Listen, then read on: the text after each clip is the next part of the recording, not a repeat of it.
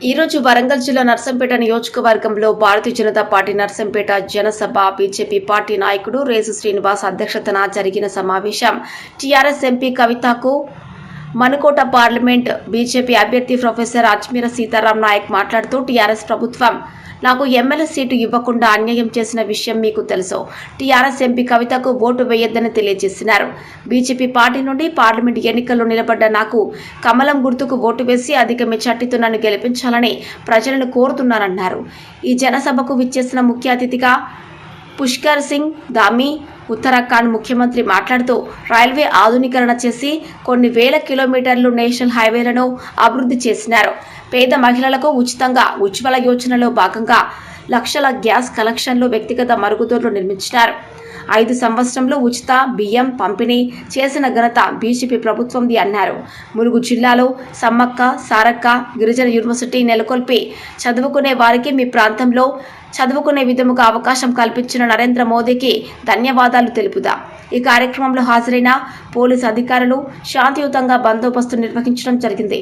కార్యక్రమంలో నిర్వహించడంలో BJP party నాయకుడు రాణా ప్రతాపరెడ్డి, కంబంపాటి పుల్లారెడ్డి, పంచాల రాము ప్రకాష్, పేటలో ఉన్న ప్రజలందరూ జనసభకు హాజరై సంఘీభావం తెలియజేస్తున్నారు. జన్మసీను S7 న్యూస్ కవరేజ్. ప్రచారంలో భాగంగా ఈరోజు నర్సంపేటలో పెద్ద ఎత్తున జరుగుతున్న నర్సంపేట జనసభ కార్యక్రమానికి ఉత్తరాఖండ్ 10వ ముఖ్యమంత్రి వర్యులు దేశంలోనే చారిత్రాత్మక నిర్ణయమైన ఉమ్మడి పౌరస్మృతి సిఏఏ అమలు చేసిన మహానేత పుష్కర్ సింగ్ ధామీ గారికి స్వాగతం తెలియజేస్తూ ఇప్పుడు మైబాద్ పార్లమెంట్ అభ్యర్థి ప్రొఫెసర్ అజ్మీర సీతారాం నాయక్ గారిని మాట్లాడవలసిందిగా కోరుకుంటున్నాం.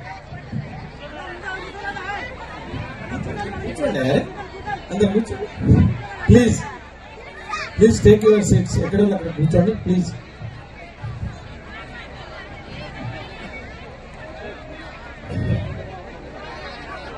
నర్సంపేట పట్టణంలో భారతీయ జనతా పార్టీ ఎన్నికల సందర్భంగా నిర్వహించబడుతున్నటువంటి నర్సంపేట జనసభకి అధ్యక్షత వహిస్తున్నటువంటి అధ్యక్షులు, మరి ఈ కార్యక్రమానికి ముఖ్య అతిథిగా విచ్చేసినటువంటి పుష్కర్ సింగ్ ధామీ గారు, ఉత్తరాఖండ్ ముఖ్యమంత్రి గారు, మరి వేదిక పైన ఆశీర్వైనటువంటి పెద్దలు, మరి నా గెలుపుకు కారణమైనటువంటి గతంలో ఎంపీగా నన్ను గెలిపించడానికి కారణమైనటువంటి నర్సంపేట నియోజకవర్గ ప్రజలందరికీ హృదయపూర్వకంగా ధన్యవాదాలు, నమస్కారాలు తెలియజేస్తున్నాను. మిత్రులారా, నేను నా గురించి పెద్దగా మీ ముందు చెప్పుకోవలసినవి ఏమీ లేవు. నన్ను నా నిజ జీవితాన్ని చూసినటువంటి వాళ్ళు, ఈ తెలంగాణ ఉద్యమంలో నా పాత్ర చూసినటువంటి వాళ్ళు, కాకతీయ యూనివర్సిటీలో ప్రొఫెసర్ గా నన్ను చూసినటువంటి వాళ్ళు, సామాజిక సేవలో నా పాత్ర ఏదో మీకు బాగా తెలుసు. కానీ నేను ఎప్పుడు ఈ నర్సంపేట నియోజకవర్గానికి రుణపడి ఉంటా. అది ఎవరు నమ్మినా నమ్మకున్న కారణం ఏంటంటే, నేను 2014లో పోటీ చేసినప్పుడు ఇదే మైబాద్ నియోజకవర్గంలోని 7 నియోజకవర్గంలో 5 నియోజకవర్గాలలో ఓడిపోయాం. ఆ రోజు ఆ పార్టీ ఓడిపోయింది. కేవలం ములుగు మైబాద్ మాత్రమే గెలిచింది. కానీ అదృష్టం ఏంటిదో, నర్సంపేట అభ్యర్థి ఓడిపోయినప్పటికీ నాకు 77,000 ఓట్లు ఇచ్చి గెలిపించిన మీకు అందరికి మరోసారి శిరస్సు వహించి నమస్కరిస్తా ఉన్నాను. ఇవాళ చూస్తే అదే జనం, అదే ప్రభంజనం. మీరు 2-3-12 గంటలకు వచ్చి ఇప్పటి వరకు ఎండ కూడా చూడకుండా అడు మోడీ గారి గురించి ఏం మాట్లాడతారు, మోడీ గారు ఏం చేస్తున్నారో అది చూస్తాం, వింటామని. మరి ఇవాళ మనకు వచ్చినటువంటి ముఖ్య అతిథి జార్ఖండ్ బిడ్డ. జార్ఖండ్ లో ఎట్లా ఉంటుంది పరిస్థితి మనకు తెలుసు. వారు ఇవాళ ఉత్తరాఖండ్ నుంచి వచ్చినటువంటి ముఖ్యమంత్రి గారు ఇవాళ ఇక్కడ ఉన్నటువంటి బిడ్డల గురించి మాట్లాడడానికి వాళ్ళు ఇచ్చేశారు. మిత్రులారా, నేను ఒకటే హామీ ఇస్తా ఉన్నాను, నాకు వేరే ఆలోచనలు లేవు. నన్ను ఏ విధంగా పతనం చేసిర్రో ఉద్యమకారునికి ఆ విషయం కూడా మీకు అందరికీ తెలుసు. నాకు ఏ అవకాశం ఇవ్వకపోతే భారతీయ జనతా పార్టీ అధిష్టానం సీతారాం నాయక్ ఒక ప్రతిభను గుర్తించి స్వయాన కిషన్ రెడ్డి గారి ఇంటికి వచ్చి నాయక్ గారు మేము అవకాశం ఇస్తాం. మీకు గత 5 సంవత్సరాల అవకాశం లేకపోతే ఈ ప్రాంతం ఎంత నష్టమైందో మాకు తెలుసు. నేను అందరికీ ఆ పత్రికలు పంచిపెట్టాము. నేను ఏం చేశానో, ఏం చేయబోతాను. ఏం జరిగిందో ఒకసారి చెప్పండి. నర్సంపేటలో ఎన్నేళ్లలో జరిగిన అభివృద్ధి ఏందో చెప్పండి. ఇక్కడ నుంచి నర్సంపేట నుంచి మనం ఇళ్లకు పోవడానికి ఒక నేషనల్ హైవే లేక ఎంత అవస్థ పడుతున్నామో మీరు చూస్తా ఉన్నారు.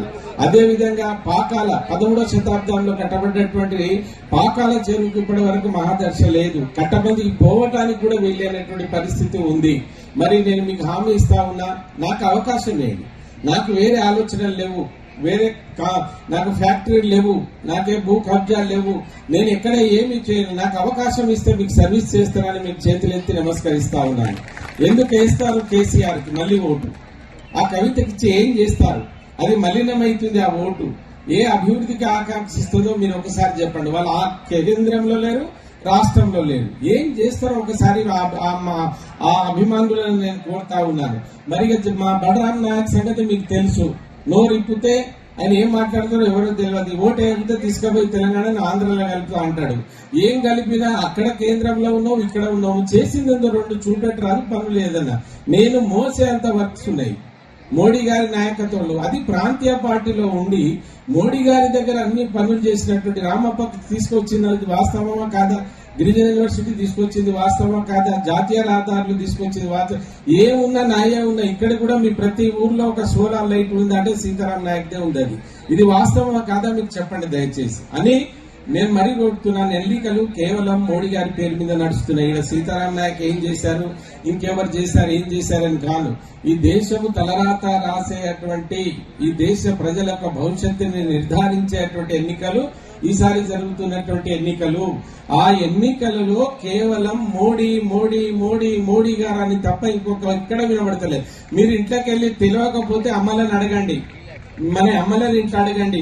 మీరు ఎవరికైనా ఓటేస్తే వేసుకోండి, మీరు పైసలకు లాలిచ్చి పడేవాళ్ళు. కానీ నేను ఈసారి మోడీ గారి పువ్వు గుర్తుకే ఓటేస్తానని అంటున్నారా లేదా చూడండి. నేను ఎక్కడ పోయినా అదే వాదన ఉంది, అదే మాట ఉంది. కనుక మిత్రులారా, నేను మళ్ళీ మీరు దయ తెలిస్తే ఇదే నర్సంపేట్ నన్ను గెలిపిస్తుంది అనేటువంటి ప్రగాఢమైనటువంటి నమ్మకం ఉంది. కరుడుగట్టినటువంటి మన బీజేపీ కార్యకర్తలు ఎవరైతే ఉన్నారో ఇక్కడ, వాళ్ళు 2-3 రోజుల నుంచి వాళ్ళు చేస్తున్న పని చూస్తే ఆ రోజు తెలంగాణ వచ్చేదాన్ని కూడా మనం అంత పని చేయలేదేమో అనిపించింది నాకు. ఆ స్థాయిలో చేస్తున్నాం. మీ అందరికీ నమస్కరిస్తూ పెద్దలు మాట్లాడుతుంటే ఇప్పటికే కాలాతీతం అయింది. మీరందరినీ ఇంత ఎండలో కూడా ఓర్చి ఇక్కడ కూర్చున్నందుకు మీకు మరోసారి హృదయపూర్వక ధన్యవాదాలు, కృతజ్ఞతలు తెలియజేస్తూ ఒక్కటే మాట, ఇక్కడ గిరిజనులు కూడా 30-40 వేల మంది ఉన్నారు, గిరిజనేతరులు ఉన్నారు. మిత్రులారా, రేవంత్ రెడ్డికి భయం పుట్టి నేను గెలవను, నేను ప్రతిపక్షంలో రాలేమనే ఉద్దేశంతో ఏదో రాజ్యాంగాన్ని నిందించేటట్టు రిజర్వేషన్ తీసేస్తా అంటున్నాడు. అరే సన్యాసి, నీకు తెలియదేమో, నువ్వు పార్లమెంట్ సభ్యులు కూడా, ఓ ముఖ్యమంత్రి ఏమైనా బుద్ధి ఉండాలనా? 87 మంది ఎస్సీలు రిప్రజెంట్ చేస్తున్నారు. ఇటువంటి మహనీయులు ఈ ట్రైబల్ కి సంబంధించిన వాళ్ళు 47, అంటే 134 మంది ఎంపీలు పార్లమెంట్ లో ఉండగా రాజ్యాంగాన్ని ముట్టుకునే మొగడెవడని ఉంటాడు. తోలు తీస్తారు బిడ్డ. ఇంకోసారి వాళ్ళ మనోభావాలు దెబ్బతినేటట్టు నువ్వు మాట్లాడితే నీ మీద आरक्षण को, आदिवासियों के आरक्षण को छीनकर मुसलमानों में बांटने की बात की कोशिश कर रही है। कर्नाटका में इन्होंने सरकार में आते ही रातों रात नियम बदल दिए भाइयों बहनों, मुसलमानों को ओबीसी घोषित कर दिया, मुसलमानों को ओबीसी का आरक्षण छीनने का खुला अधिकार दे दिया। ये नियम ओबीसी समाज के लिए बहुत घातक है। आज कांग्रेसी ओबीसी का हक छीन रहे हैं, कल वो दलित और आदिवासियों का हक छीनकर अपने वोट बैंक को देंगे। लेकिन मोदी जी ने कहा है भाइयों बहनों कि वो किसी भी आदिवासी का, किसी भी पिछड़े वर्ग का हक नहीं छीनने देंगे जब तक वो जिंदा है। कांग्रेस को ऐसा बिल्कुल नहीं करने देंगे भाइयों बहनों। आदरणीय मोदी जी कांग्रेस के मंसूबे कभी कामयाब नहीं होने देंगे। मैं अंत में आपसे पूछना चाहता हूं भाइयों बहनों, जो कांग्रेस पार्टी की सरकार तेलंगाना के अंदर आई है, उसने कहा था कि हम सरकार में आएंगे तो हमारी महिला वर्ग को 2500 रुपए, 2500 रुपए आप बेरोजगारी भत्ता देंगे। क्या भाइयों बहनों किसी को मिला है? क्या मिला है? क्या जोर से बोलिए जी, मिला है? किसी के अकाउंट में आया है? क्या नहीं आया? किसानों का उन्होंने कहा था कि 2 लाख रुपए तक का कर्जा माफ कर देंगे, किसी का कर्जा माफ हुआ है? क्या बेरोजगार नौजवानों को कहा था, युवाओं को कहा था कि बेरोजगारी भत्ता देंगे, किसी को भत्ता मिला है? क्या नहीं मिला है भाइयों बहनों। इसलिए झूठ बोलते हैं, भ्रम फैलाते हैं। पूरे देश के अंदर मोदी जी की सरकार बन रही है, पूरब से लेकर पश्चिम, उत्तर से लेकर दक्षिण, कश्मीर से लेकर कन्याकुमारी तक। आज मोदी जी पावर में आ रहे हैं, मोदी जी प्रधानमंत्री बन रहे हैं, और हमारे श्री राम जी को आप यहां से जिताकर भेजेंगे तो निश्चित रूप से ये क्षेत्र आपका आगे बढ़ेगा। जिताएंगे ना इनको? जिताएंगे? अरे जोर से बोलिए, जिताएंगे? कमल के फूल वाला बटन दबाएंगे? कमल के फूल वाला बटन दबाएंगे? बहुत बहुत धन्यवाद।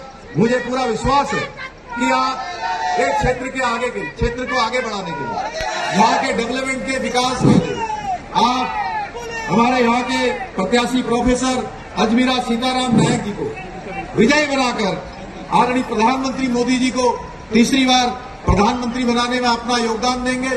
बहुत से काम इन्होंने क्षेत्र के तैयार किए हुए हैं, बहुत सारी योजनाएं इन्होंने यहाँ की शुरू की है, बहुत सारी योजनाओं को इनके दिमाग में है। उन सभी योजनाओं को मोदी जी की सरकार बनने के बाद यहाँ सबके बीच में आपका मत, आपका समर्थन सीताराम जी के लिए मांगने के लिए आया हूँ। मुझे पूरा विश्वास है कि आप लोग सीताराम जी को भारी मतों से विजय बनाकर अपना वोट देंगे, ऐतिहासिक विजय करेंगे और प्रधानमंत्री मोदी जी को तीसरी बार देश का प्रधानमंत्री बनाने में इस क्षेत्र से भारी योगदान देंगे। इतना ही आप सबसे निवेदन करते हुए अपनी बात समाप्त करता हूँ। धन्यवाद। भारत माता की, भारत माता की, वंदे वंदे वंदे। धन्यवाद। ఇప్పుడు మన ముఖ్య అతిథి ముఖ్యమంత్రి గారికి వరంగల్